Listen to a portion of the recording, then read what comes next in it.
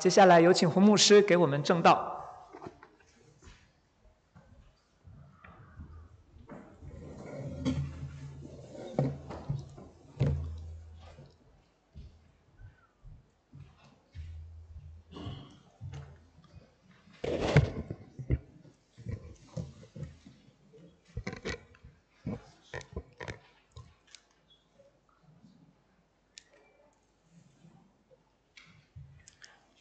我們都知道愛是基督徒的標誌。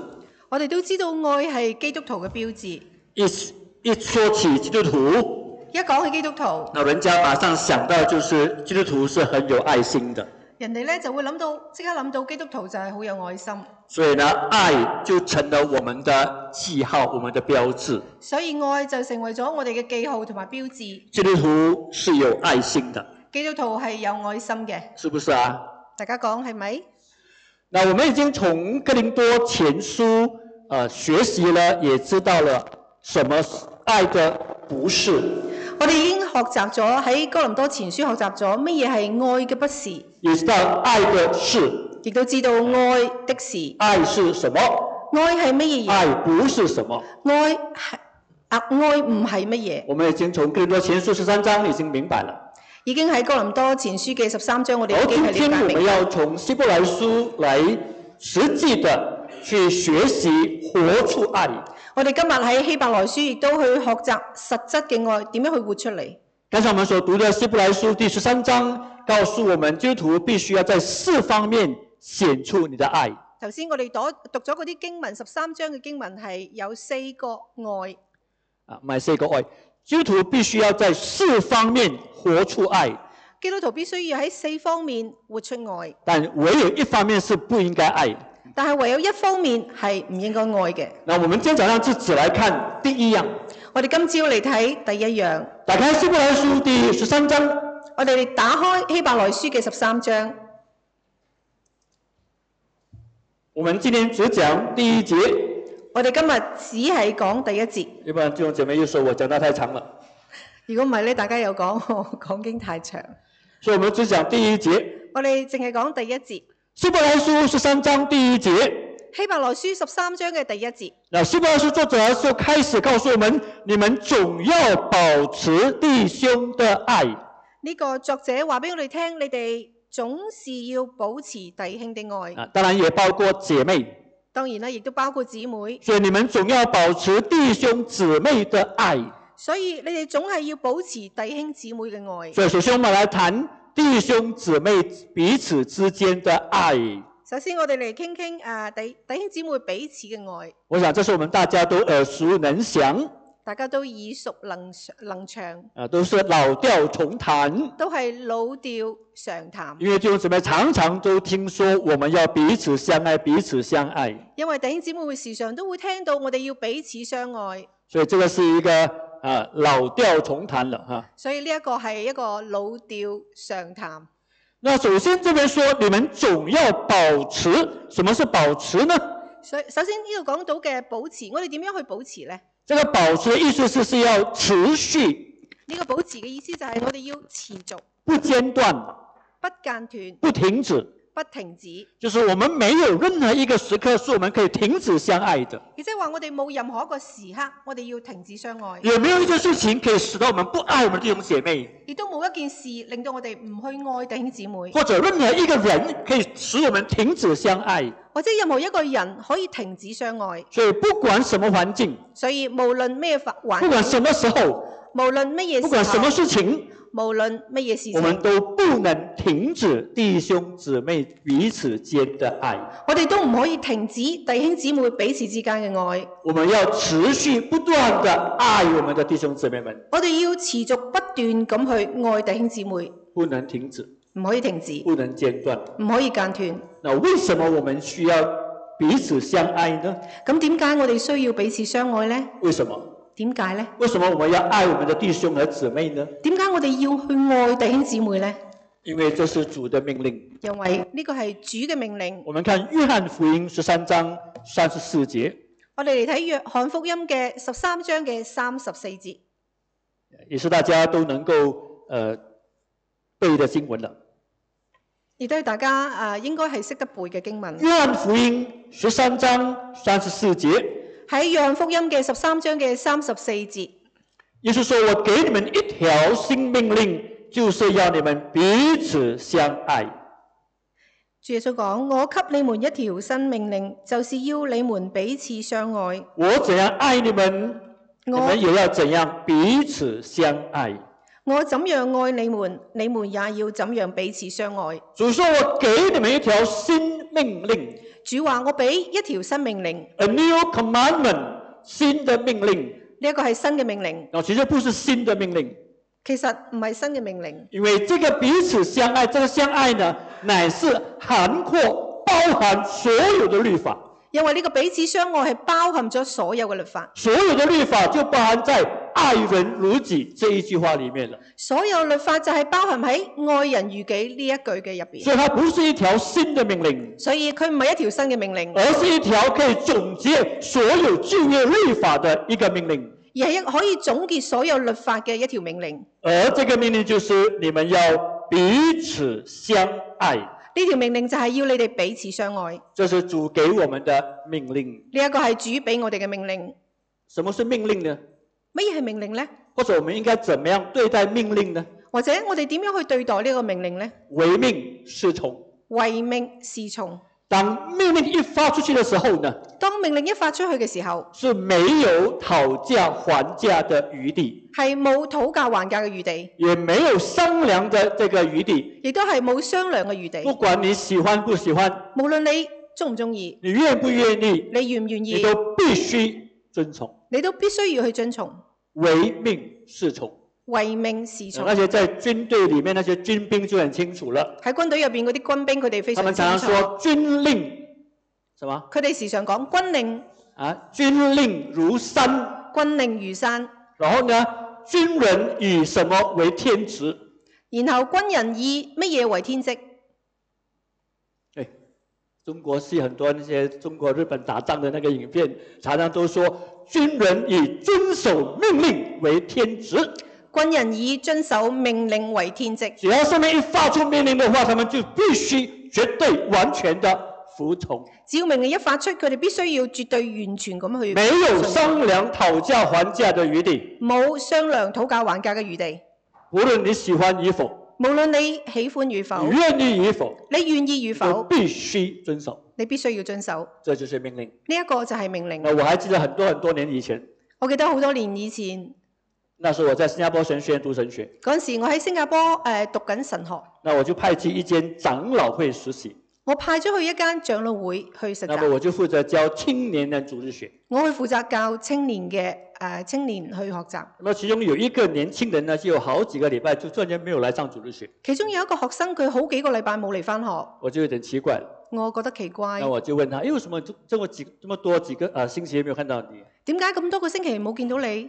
他就滿臉憂愁。佢滿面憂愁。唉聲嘆氣的，很不情願的告訴我說。唉聲嘆氣，好唔情願咁話俾我聽。原來那個時候呢，他是要，因為在新加坡年輕人18歲就要去受那個服兵役就是 national service。即係因為咧新加坡咧18歲嘅青年咧必須要去服兵役。所以剛好他就被招到去那個服兵役了。剛剛好佢被招去服呢個兵役。那麼當他第一天進到那個兵營裡面的時候呢，第一日入到去呢個軍營，那麼他們的那個就是他們的司令就給他們訓話。佢司令咧就訓話。那其中有一條是這樣的。其中有一條咁嘅講。所有在這個兵營裡面的人呢，是不能夠跟外界的人有任何書信的來往。所有軍營入邊當兵嘅人呢，唔可以與外界有任何嘅接觸。在兵營、軍營裡面的人是不可以跟外界的人有任何書信的來往。喺軍營入邊同埋外界絕對唔可以有書信嘅來往。這是命令。呢一個係命令。那麼過了幾個星期呢？過咗幾個星期，這個弟兄就收到了一封從別的地方寄來給他的信。呢一個弟兄佢收到從其他地方寄嚟嘅一封信。那麼這封信當然沒有直接交到他的手上。呢一封信當然啦，當時冇直接交喺佢手上。就經過這個上司，所謂的他們的這個他們的司令。要經過佢哋嘅上司。所以看到原來是這個人的封信。佢睇到原來係呢個收信人係呢個人。就叫他來。於是叫佢過嚟，然後問他為什麼這裡有你的封信？問佢點解會有一封信。我不是告訴你們不可以跟外面人有任何書信的來往嗎？我曾經講過俾你聽，唔可以有任何書信嘅來往。然後這個弟兄就要解明自己有道理。呢一個弟兄當時想講自己有道理。哦，是啊，沒有錯。佢話係啊，我聽到冇錯。就是因為你告訴我們說，我們不能跟外面的人有書信來往。就因為你話俾我聽，我哋唔可以同外邊有書信嘅來往。所以我不能夠寫信去告訴我的女朋友說，你不可以寫信給我。所以我唔可以寫信話俾我嘅女朋友聽，你唔可以寫信俾我。你明白嗎？所以錯不在我。所以錯唔喺我。我不能寫信給我的女朋友說，你不能寫信給我。我唔可以寫信俾其他人叫佢哋。唔可以寫。所以他寫進來不是我的錯。所以只不過佢哋寫信俾我，我冇錯。這個司令一話不說，關進那個軍牢3天。所以呢個司令將佢關咗去官牢嗰度。馬上就要關進去那個他們的所謂的那個軍牢那邊3天。即刻入咗去呢啲軍牢嘅入邊住咗3日。3天過後。3日後。然後再把他叫出來。將佢叫翻出嚟。你還有什麼話說？你仲有咩可以？我是冤枉的。佢話我冤枉啊！錯不在我，錯唔喺我度。再關進1個禮拜，又再運翻入去1個禮拜，又再關進1個禮拜，然後1個禮拜過後，一個禮拜後，把他放出來，將佢放翻出嚟。仲有咩講？你還有什麼要說的嗎？沒有話說。當時佢冇嘢可以講。他說沒有話說，不敢再說，再關進。佢唔敢再講啦，因為再講佢會再運翻。所以只好沒有話說。所以當時佢只能夠佢唔可以講任何嘢。然後才被放出來。於是佢被放翻出嚟。這就是命令。呢一個就係命令。你明白嗎？沒有理由可講。冇理由可以講。叫你不可以通信，就是不可以通信。叫你唔可以通訊，就係絕對唔可以通訊。所以我喜歡看那些香港的那些警察片啊，那些東西。所以我好中意睇啲香港啲警匪片。當那個上司說 This is an order。當上司講呢個係命令。那就什麼 Yes sir。於是即刻講哦係。唯命是從。呢個就係唯命是從。明白了嗎？大家明白。不要講理由。唔可以講理由。沒得討價。冇得討價還價。冇得。所以意思說我賜給你們的命令就是你們要彼此相愛。所以主耶穌講，我賜俾你嘅命令就係彼此相愛。你們說主啊，他不可愛。你可唔可以講主啊，佢唔可愛？主我很難愛他。我好難去愛佢。沒有理由可說。唔可以有理由。愛你也要愛。愛你要愛。不愛你也要愛。唔可愛你亦都要愛。所以司布真牧師說，把他愛成可愛。所以司布真牧師曾經講過，將佢愛成可愛。這是主的命令。呢一個係主嘅命令。你和我唯命是從。你同我唯命是從。我們必須愛我們的弟兄姊妹們。我哋必須要愛我哋嘅弟兄姊妹。第二，愛從神來。第二，愛從神嚟。我們看約翰一書。我哋睇約翰一書。約翰一書啊，不是約翰福音，約翰一書。喺約翰一書。First John 4:7。約翰一書的4章7節。約翰一書嘅4章嘅7節。約翰一書的4章7節。喺約翰一書嘅4章嘅第7節。親愛的，我們應當彼此相愛，因為愛是從神那裡來的。親愛的，我們應當彼此相愛，因為愛是從神那裡來。愛從神來。愛從神來。所以凡是愛人的，都是從神生的，並且認識神。凡是愛人的，都是從神生的，並且認識神。不愛人的就不認識神，因為神就是愛。不愛人的就不認識神，因為神就是愛。所以神就是愛。所以神就係愛。愛從神而來。愛從神而嚟。所以如果我們說我們認識神，如果我哋講我哋認識神，我們愛神，我哋愛神，我們就必須要愛我們的弟兄姊妹們。我哋必須就要愛我哋嘅弟兄姊妹。如果我們不愛我們弟兄姊妹呢？如果我哋唔愛我哋嘅弟兄姊妹，我們是說謊話的。我哋係講大話嘅。因為你再看第4章的第19節。我哋睇4章嘅19節。第4章第19節。4章嘅19節。我們愛，因為神先愛我們。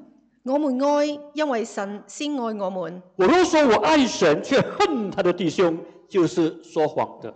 人若說我愛神，卻恨他的弟兄，就是說謊的。不愛看得見的弟兄，就不能愛看不見的神。不愛看得見的弟兄，就不能愛看不見的神。愛神的也應當愛弟兄，這就是我們從神所領受的命令。愛神的也應當愛弟兄，這就是我們從神領受的命令。如果你說你愛神，如果你講你愛神，你認識神，你認識神，但你卻不愛弟兄姊妹，但係你卻不愛你嘅弟兄姊妹。約翰說你是說謊的。約翰講你係說謊的，你是說謊的。你係說謊的。說謊的人，說謊的人是誰的兒子？係邊個嘅兒子？說謊的人，說謊的人，誰是你的爸爸？邊個係你嘅爸爸？啊，魔鬼撒旦。魔鬼撒旦。說謊的人就是魔鬼，撒旦的兒子。說謊的人就係撒旦嘅兒子。所以如果你說謊，所以如果你說謊，你的爸爸就是撒旦。你嘅爸爸就係撒旦。那一些，他說我們如果說我們愛神，卻恨我們的弟兄和姐妹，就是說謊的。如果我哋話我哋愛神，卻恨他的弟兄，就是說謊的。你不愛看得見的弟兄，你就不能愛看不見的神。你不愛看得見的弟兄，就不能愛看不見的神。我們再來看第2章。我哋嚟睇約翰一書嘅第2章。約翰一書的第2章。約翰一書嘅第2章。第10節。約翰一書2章10節。約翰一書2章10節 ，1 John chapter 2 verse 10。喺約翰一書嘅2章嘅第10節。這裡說，凡是愛弟兄的，就是住在光明中的，在光明中他就不會跌倒。凡是愛弟兄的，就是住在光明中，在光明中他就不會跌倒。凡是恨弟兄的，就是在黑暗裡，也在黑暗裡行事，他不知道往哪裡去，因為黑暗弄瞎了他的眼睛。凡是恨弟兄的，就是在黑暗裡，也在黑暗裡行事，他不知道往哪裡去，因為黑暗弄瞎了他的眼睛。如果你說你愛神，如果你話你愛神，你卻恨弟兄姊妹，你卻係恨你嘅弟兄姊妹，你是說謊的。你係說謊的。第二，如果你說你愛神，第二，如果你話你愛神，你卻恨弟兄姊妹，你卻恨你嘅弟兄姊妹，你是活在黑暗中的。你係活喺黑暗嘅入邊。神是愛，神係愛，所以我們愛神的就活在愛神的就活在愛裏頭。我哋愛神，我哋活喺愛嘅入邊。然後神也是光，然後神亦都係光。神說我就是世界的光。神話我就係世界嘅光。跟從我的就不在黑暗裏走。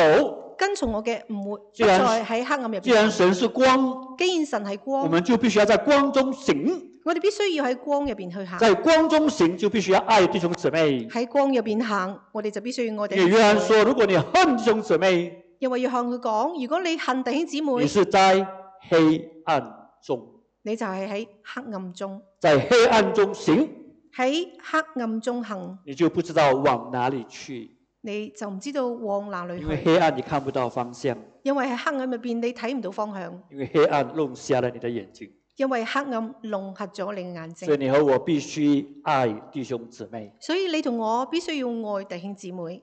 然後我們來看如何愛弟兄姊妹。我哋嚟睇如何去愛弟兄姊妹。要怎麼樣愛弟兄姊妹呢？要點樣去愛弟兄姊妹呢？然後剛才約翰福音13章34節說，頭先約翰福音13章嘅第4節咁講。第34節。13章嘅34節。約翰福音13章34節。約翰福音嘅13章嘅34節。耶穌說：你們要彼此相愛。主耶穌講：你哋要彼此相愛。我怎樣愛你們，我怎樣愛你們，你們也要怎樣相愛。你們也要怎樣彼此相愛。所以我們怎麼樣相愛呢？所以我哋點樣去彼此相愛？就像耶穌基督愛我們一樣。就好似主耶穌基督愛我哋一樣。耶穌基督如何愛我們呢？耶穌基督點樣去愛我哋？耶穌怎麼愛我們呢？主耶穌點樣去愛我哋？耶穌怎麼愛你啊？主耶穌點樣去愛你呢？啊，耶穌怎麼愛你啊 ？OK， 我們要為弟兄捨命。我哋要為弟兄捨命。為弟兄死啊！為弟兄死。這個愛太偉大了。呢個愛真係好偉大。我們看約翰一書3章16節。我哋睇約翰一書嘅3章嘅16節。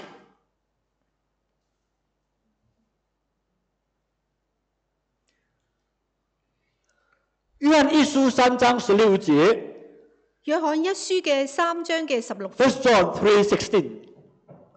那記得哈，我常常說，弟兄姊妹，我們除了要背約翰福音3章16節之外，我哋除咗要背3章約翰福音3章嘅16節以外，約翰福音3章16節告訴我們說神愛我們。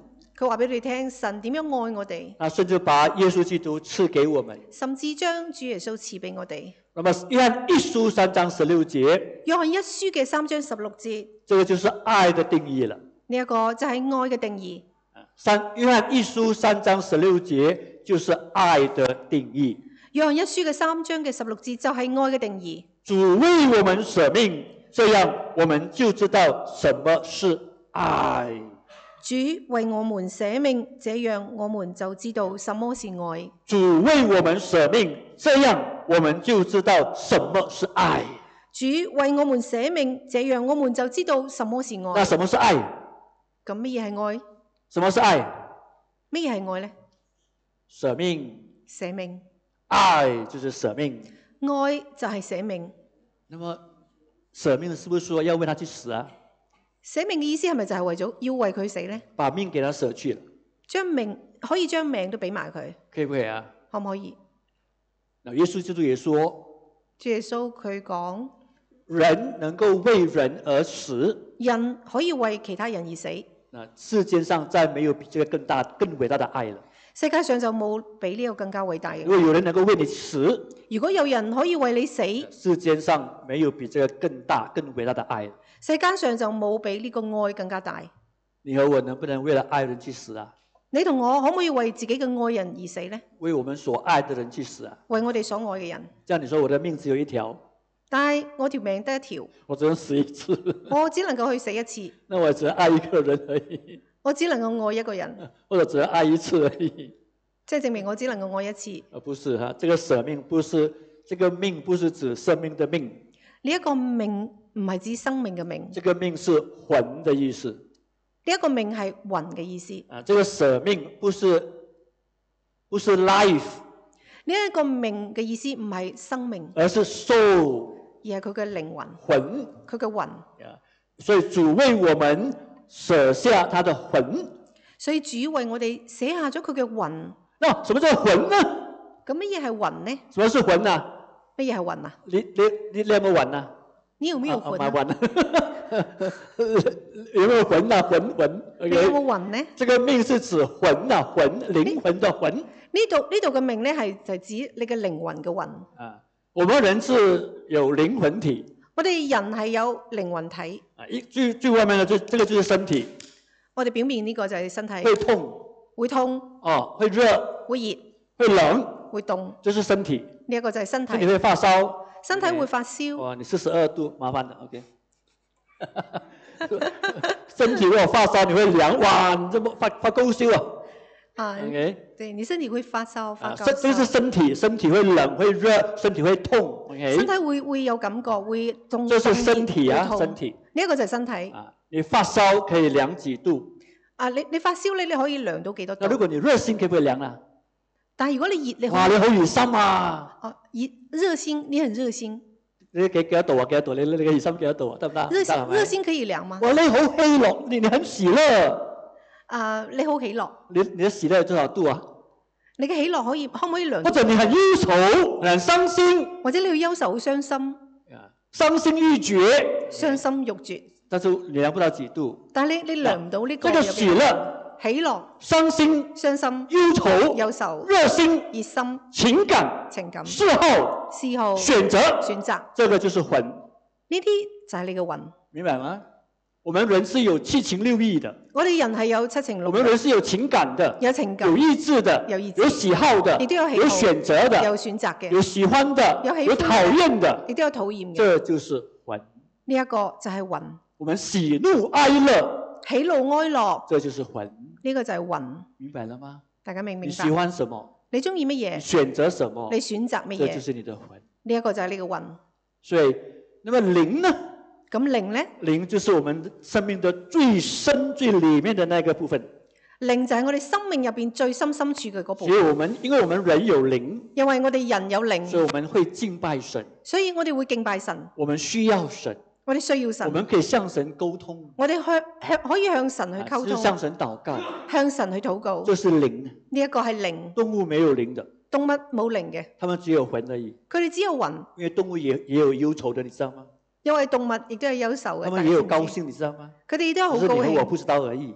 只係我哋大家唔知道。動物也有愛的，你知道嗎？動物都有愛嘅，動物也有恨的，你知道嗎？動物都有恨嘅，所以動物有魂，所以動物有但魂，動物沒有靈，但係動物冇所以靈，他們不需要上帝。所以佢哋唔需要上帝。如果動物有靈的話呢？如果動物有靈嘅你話，和我真的是麻煩了。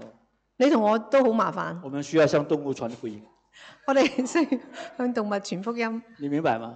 大家明唔明如果白？動物有靈的話，如果動物有靈因為嘅話，他們也需要上帝啊，因為佢哋需要上帝，他們也需要聽福音啊。佢哋都需要那聽福你就要去音。跟狗傳福音。咁你就唔需要向狗去傳福音。沒有動物如果有靈的話，我們就需要向他們傳福音了。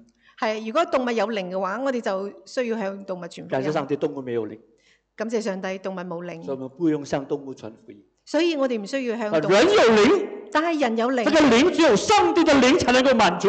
呢一個靈只有上帝嘅靈先。人有靈，所以我們只有人才能夠與神溝通。只有靈先能夠令到我哋同所以上帝溝通。人需要神，所以人需要神，我們需要向人傳福音。我哋需要向人去傳福音。所以人有體，所以人有體、有魂，有魂、有靈。有靈，靈是最深的那個地方。靈係最深處嘅所以地方。通常這個魂呢，就代表我們人自己。所以通常魂就代表我哋自己。所以捨魂，所以捨魂就是 put down yourself，放下你自己。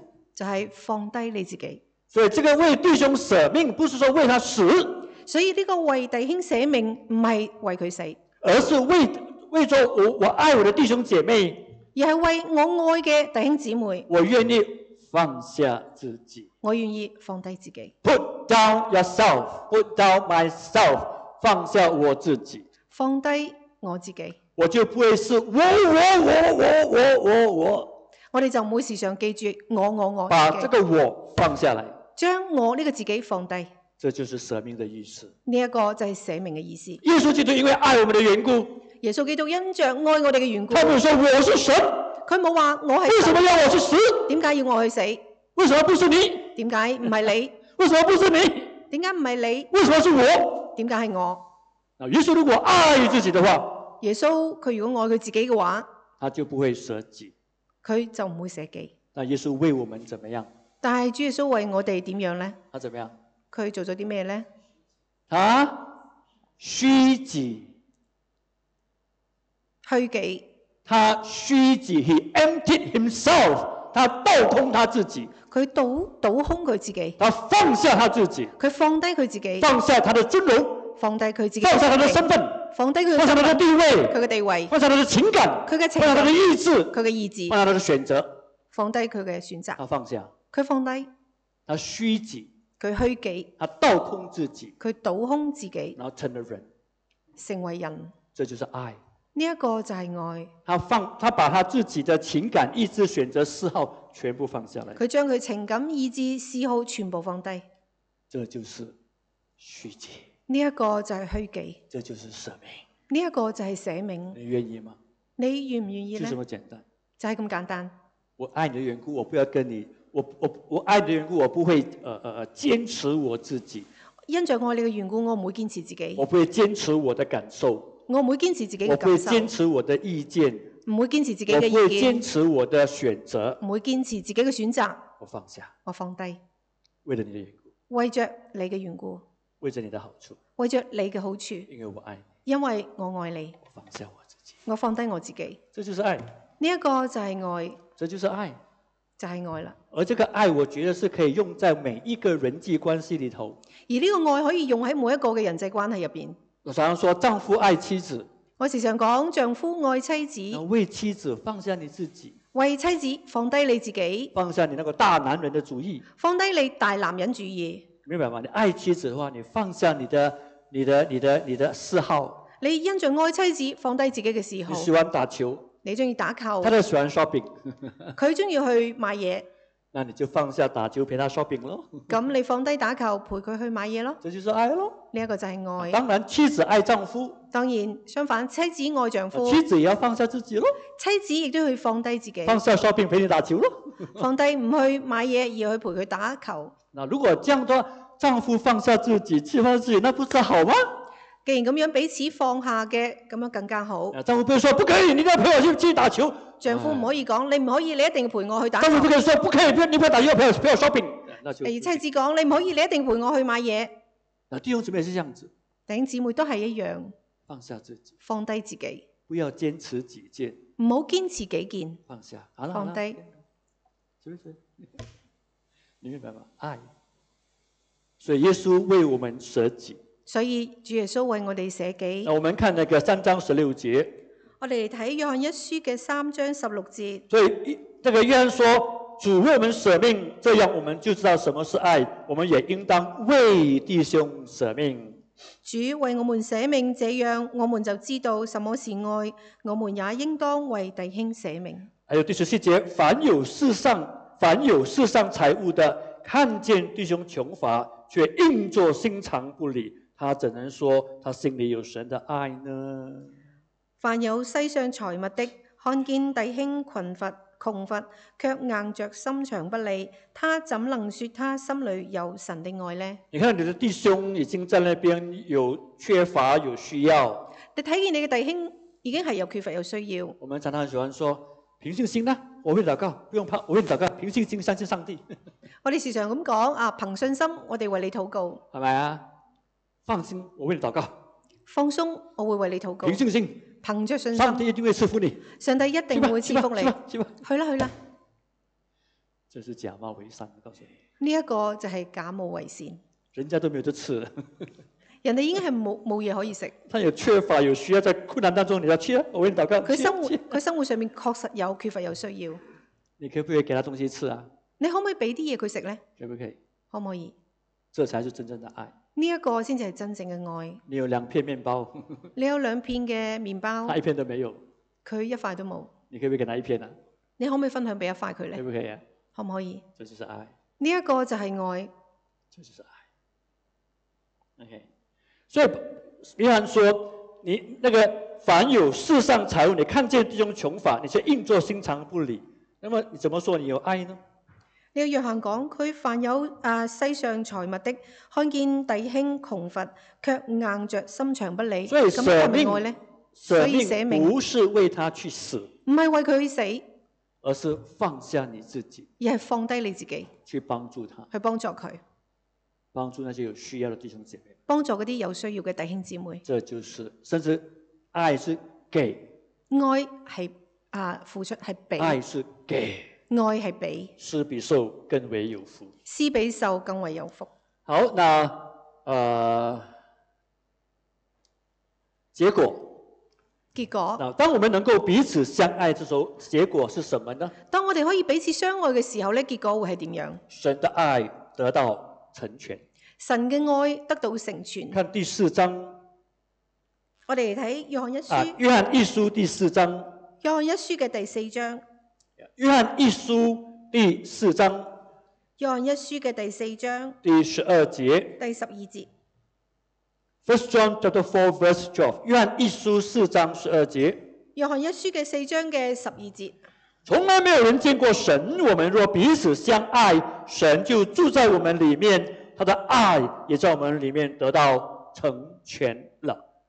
從來沒有人見過神，我們若彼此相愛，神就住在我們裏面，他的愛也在我們裏面得到成全了。再看第17節，我哋再嚟睇17節。第17節 verse 17，這樣愛在我們裏面就得到成全，使我們在審判的日子可以坦然無懼，因為他怎樣，我們在這世上也怎樣。這樣愛在我們裏面就得到成全，使我們在審判的日子可以坦然無懼，因為他怎樣，我們在這世上也怎樣。愛裏沒有懼怕，完全的愛可以把懼怕驅除，因為懼怕含有刑罰，懼怕的人在愛裏還沒有完全。愛裏沒有懼怕，完全的愛可以把懼怕驅除，因為懼怕含有刑罰，懼怕的人在愛裏還沒有完全。如果我們能夠彼此相愛，如果我哋可以彼此相愛，甚至說神的愛就在我們裏面得到成全。聖經講神嘅愛就會喺我哋裏面得到成全。God's love is perfected in us， 神的愛就在我們裏面得到成全了。神嘅愛就喺我哋裏面得着成全。什麼意思呢？係咩意思呢？難道神的愛不完全嗎？唔通神嘅愛唔完全？不是的。唔係。這邊說，他說從來沒有人見過神。呢度講從來冇人見過神。沒有人認識神。冇人認識神。沒有人經歷過神。冇人經歷過神。沒有人見過神。冇人見過神。我們如果彼此相愛，如果我哋彼此相愛，神就住在我們裡面。神就住喺我哋裏面。那麼他的愛在我們裡面得到成全。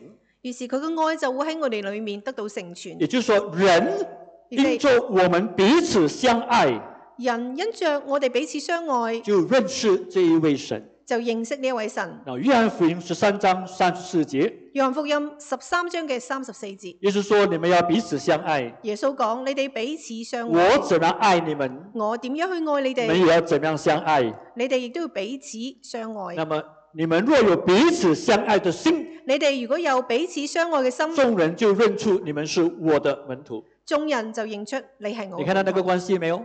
睇唔睇到個關係？你們如果有彼此相愛的心，如果你哋有彼此相愛嘅心，記得相愛不是掛在嘴巴的。記得相愛唔係僅僅掛喺個口度。相愛是行動。相愛係行動。如果我們真的彼此相愛，如果我哋真係彼此相愛，我們就要透過行動把這個愛給活顯出來。我哋要透過行動將呢個愛顯現出嚟，別人就知道你們是我的門徒。其他人就知道你係我嘅門徒。神的愛就得到成全了。神嘅愛就得到成全。神的愛就被彰顯出來。神嘅愛就會被彰顯。神的愛就被因此就可以臨到其他的人。神嘅愛因此可以臨到其他人。而我們也遵行了上帝的命令。而我哋亦都遵行咗上帝嘅命令。把神的愛給彰顯出來。將神嘅愛彰顯出嚟。把神的愛給活顯出來。將神嘅愛活現出嚟。別人就能夠因此而得享神的愛。別人就會因此得享神嘅愛。我們說神是愛。我哋講神係愛。我們常說神是愛。我哋時常講神係愛。但我看到你們基督徒彼此吵架。但係我見到基督徒彼此去嗌交。你們甚至在那邊吵架打架。甚至會打交。你們都不和。你哋不和。你們彼此攻擊。彼此攻擊。彼此不和。彼此不和。這就是神的愛嗎？難道呢啲係你說神是愛啊？你話神係愛。就是我來到你們這邊，覺得那麼冷的都不熱的。但係我見到你哋咁冷嘅，唔熱嘅。這是愛嗎？呢個係愛。那你們教會不和。唔單教會不和，弟兄姊妹吵架，弟兄姊妹互相嗌交，彼此在爭吵，彼此爭吵，甚至告上法庭，甚至上到法庭，這是愛嗎？呢啲係愛。如果是這樣的話，如果係咁樣嘅，神的愛就受到什麼？神嘅愛就會受到啊？神的愛就受到什麼？神嘅愛會受到，神的愛就受到虧欠，神嘅愛就會受到虧欠。這就是約翰福音3章羅馬書3章23節說，我們都犯了罪，虧缺了神的榮耀。羅馬書3章嘅23節講，世人都犯了罪，世人都犯咗罪，虧缺神的榮耀，虧缺咗神嘅榮耀。什麼叫虧缺？乜嘢係叫虧缺呢？虧欠，就是不完整，就係唔完全，不完全，唔完全，有缺陷，即係有缺口。本來是圓圓的，這樣子，這個才是完整完全。本嚟係圓嘅，係完整嘅，但是中間一環掉了，但係中間有一環係甩咗嘅，所以虧缺，所以虧缺咗。這叫做虧缺，你明白嗎？我們都犯了罪，虧缺神的榮耀。我哋都犯咗罪，虧缺咗神嘅榮耀。Fall short of God's glory，讓神的榮耀不能夠得以完全全然的彰顯出來。讓神嘅榮耀唔可以全然咁去彰顯。同樣的，同樣，如果我們不能相愛，如果我哋唔可以相愛，我們也知道神的愛不能夠成全。我哋都知道神嘅愛你們說唔可以神是愛成全。你哋話神係口口愛，聲說神是愛，口口聲聲話神是神係愛，神是愛，那你們根本都沒有愛，但係你哋根本冇愛，彼此攻擊，彼此攻擊，互相批評，互相彼此批評，排斥，彼此排斥，這是愛嗎？難道呢個係愛咩？如果是這樣的話，如果係咁樣，我們就虧缺了神的愛。我哋就虧缺咗神嘅愛。所以聖經說，如果我們能夠彼此相愛，所以聖經講，如果我哋可以彼此相神的愛，愛就得到成全。神嘅愛就得到成 God's 全。 love is perfect， 就完美了，完整了 ，perfect， 很好。就完成成全。而我們在這種的愛裡面呢，而我哋喺嗰啲愛入邊呢，我們也不用懼怕，我哋唔需要懼怕我們可，以坦然無懼的，我哋可以坦然無因懼。為聖經這裡告訴我們說，因為聖經呢度話俾我哋聽，他說我們使我們第17節，這樣愛在我們裡面得到成全，使我們在審判的日子可以坦然無懼。17節講，這樣愛在我們裡面就得到成全，使我們在審判的日子可以坦然無懼。因為完全的愛把懼怕驅除，因為完全嘅愛將呢個懼怕驅除，因為懼怕含有刑罰。因為懼怕含有刑罰。懼怕的人呢，在愛裡面是沒有完全的。懼怕嘅人在愛裡還沒有完全。所以如果我們不能愛弟兄姐妹，如果我哋唔可以愛弟兄姊妹，面對審判的時候，面對審判嘅時候，你的心裡是懼怕的，你心入邊會懼怕，因為你不能交賬，因為你冇辦法交賬，你不能交賬。你唔可以交賬。上帝問你，迎風為什麼你上帝會為什麼你心問中還有風對某某點弟兄有恨呢？解你心入邊對啲弟兄會有恨喺度？你要交賬，你要交賬，你明白嗎？大家明唔明白？使我們在審判的日子，我們如果有愛的話，你就可以坦然無懼。佢話呢度，使我哋在審判嘅日子，如果你有愛嘅話，我哋就可以坦然無懼。我真的愛弟兄姐妹們，我係真嘅愛弟兄姊我們就可以妹，坦然的交賬，面對我們的審判的主。我哋就可以坦然無懼咁去交賬，面對我哋嘅但是如果神。你裡面有恨，但係如果我哋心裏邊有你恨，不愛，我哋唔愛，你自己知道，你自己知道。所以我怎麼向主交賬？所以我哋點樣去向主去交賬呢？就讓你做了虧心事，就好似你做咗虧心事，你怎樣能夠見校長？你點樣可以去見校長？如果你心中有犯錯，你就會肯定會害怕，你不敢面對這一個正直的人。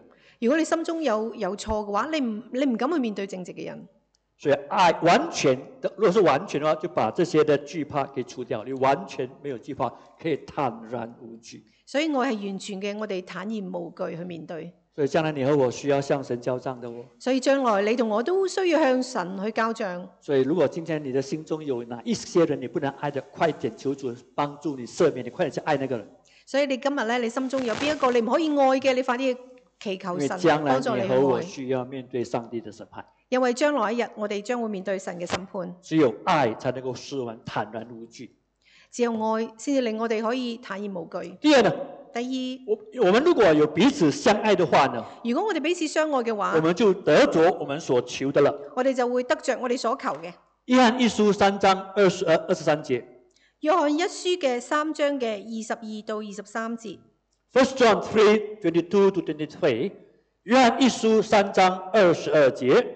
約翰一書嘅3章嘅22節。凡我們所求的，就必從他得着，因為我們遵守他的命令，做他所喜悅的事。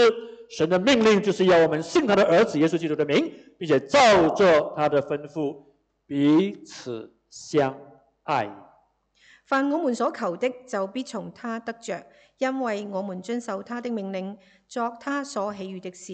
神的命令就是要我們信他的兒子耶穌基督的名，並且照着他的吩咐彼此相愛。他說如果我們遵行神的命令，佢話如果我哋遵行神嘅命令，我們做他所喜悅的事，我哋做佢所喜悅嘅事，我們所求的就必從他得着。我哋所求嘅必從他得着。而神的命令是什麼呢？而神嘅命令係咩？就是要我們信耶穌基督，就係要我哋相信耶穌基督，然後照着他的命令吩咐彼此相愛。然後照着佢嘅命令彼此相就這麼愛，簡單。就係咁簡單。如果我們真的能夠彼此相愛，如果我哋真係可以彼此相愛，約翰說：凡我們所求的，就必從他得着。約翰講：凡我哋所求嘅，就必從他得着。所以如果你沒有得着你所求的，所以如果你冇得着你所求你嘅，不妨想想，是不是你沒有遵行神的命令？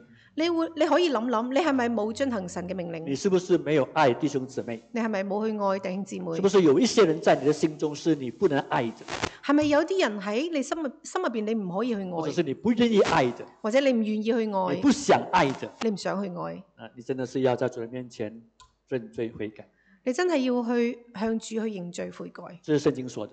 呢一個係聖經講嘅。凡我們所求的，就必從他得着，因為我們遵行他的命令。凡我哋所求嘅，必得着，因為我們遵行。所以彼此相愛能夠使神的愛得到成全，所以彼此相愛能夠使神嘅愛成全，也使我們得着我們所求的，亦都使我哋能夠得着所求嘅。所以願主幫助我們。所以願主幫助我哋。其實我們的弟兄姊妹們都很有愛心，其實弟兄姊妹們都好有愛心。真的，我可以做見證。其實我可以做見證。我看到我們的弟兄姊妹們彼此之間都很有愛心，我睇到弟兄姊妹們彼此之間好有愛而且心，真的是有愛心的行動，而且係真嘅有愛心嘅行動。真的。真嘅。一些弟兄姊妹看到一些弟兄姊妹有需要，他們就會自動的、自願的來幫助他們。一啲弟兄姊妹看到弟兄姊妹嘅需要，佢哋會好自動咁去幫助佢他們哋。會很願意的、很喜樂的付出去幫助、照顧那個有需要的弟兄姊妹們。佢哋好願意、好喜樂咁去幫助、去照顧、去付出、去這是我照顧。看得很清楚的，呢一個我可以睇得好清楚，可以做見證。可以做見證。我們的弟兄姊妹們都是很有愛心的，我哋嘅弟兄姊妹們都係好有愛心嘅，所以繼續所以繼續啊！繼續。聖經說你們要保持，聖經講你哋要保持，就是要繼續，即係要繼續，繼續弟兄姊妹之間的愛。繼續弟兄姊妹之間嘅愛，只有好處沒有壞處。只有好處冇壞處。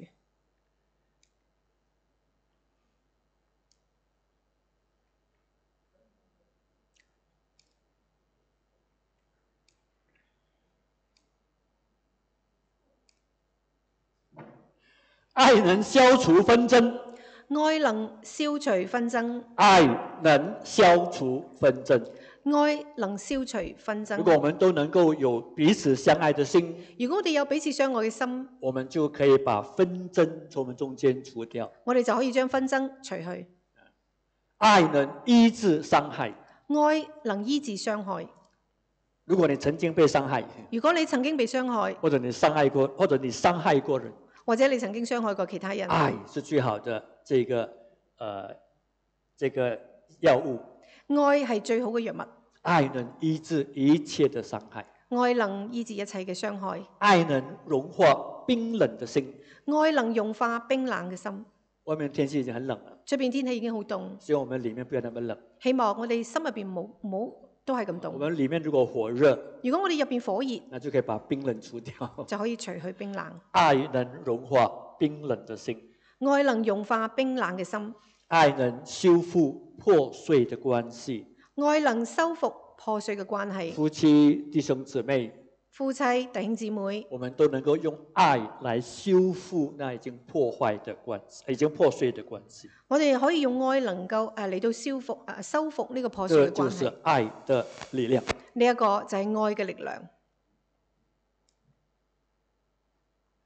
有人說新的教會呢，有人講新嘅教會不再以講台傳遞信息為核心，不再以講台傳遞信息為核心，而是以肢體彼此相愛、學習做主門徒為核心，而係以肢體彼此相愛、學習作主門徒為核心。特別是在城市教會，特別喺城市嘅教會。為什麼呢？點解呢？為什麼呢？點解呢？因為城市人太聰明了，因為喺城市入邊嘅人，佢哋太聰明。他們可以通過各樣的渠道，可以吸收各種各樣的知識。佢哋可以透過唔同嘅渠道吸收各他們也可以樣嘅信息。透過在手指間可以聽到世界一流的講道，佢哋係透過手指嚟到去熟悉世界一切嘅資源。他們可以聽到世界上所有名目的講道。佢哋可以聽到世界所有有聽得太多了嘅講道，聽得太多，聽得太多了，聽咗太多，吃得太飽了，食得太飽，但是沒有運動，但係冇運動，都中了癌症。都中咗癌症。也就是說，弟兄姊妹都很有知識，而即係話弟兄姊妹都好有都很有學問，好有學都問，很能幹，都好能幹，但是彼此之間卻是那麼的冷漠。但係彼此之間卻係好冷漠。這尤其是在大城市的教會裏頭，尤其大城市入邊，大家都忙，大家都好忙，變成肢體之間真的是非常的冷漠。肢體之間真係非常之冷漠。所以呢，這個新的教育觀說不再用講台傳遞知識為核心，以前教會是非常重視講台，以前教會係非常之重視台上嘅講道，現在不是了，而家唔係。因為弟兄姊妹隨時可以聽到很好的講道，而家弟兄姊妹隨時都可以聽到好好嘅講道，但是弟兄姊妹的相愛但係弟兄姊妹嘅相愛卻顯得是那麼的糟糕，卻顯得特別嘅糟糕。甚至有人是同一間教會敬拜，但是卻不認識啊！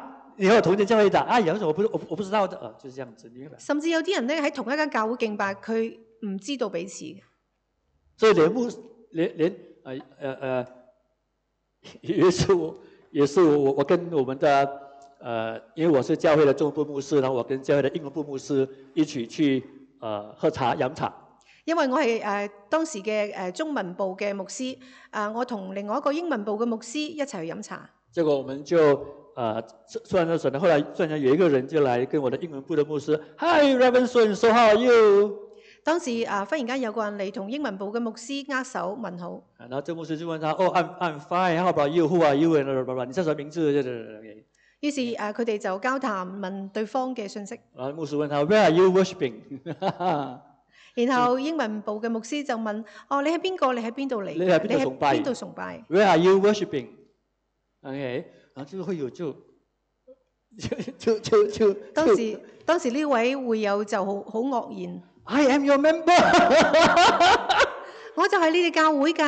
I am your member 就係你教會嘅會員啊。嚇係咩？當時牧師也很哦，是嗎 ？Really？ 還問他 Really？ 我就是你的會友啊。當時嗰位會友就講：係啊，我係你哋教會嘅會友。我在你的教會敬拜很多年了。我喺你哋教會敬拜已經有好多年㗎啦。這個牧師說 Sorry，I'm very sorry。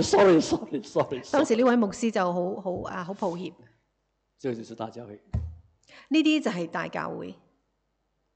我們都彼此不認識。我哋彼此唔認識。我們都是擦肩而過。擦肩而過。我們都是 Hi，Bye。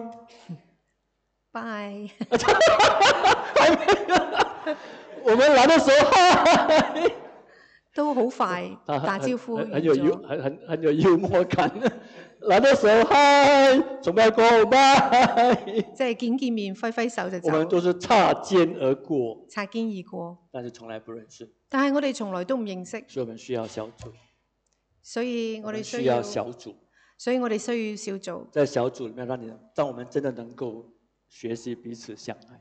喺小組入邊，我哋真正能夠彼此相愛。所以我們盼望我們是以彼此相愛、學習做主門徒為核心。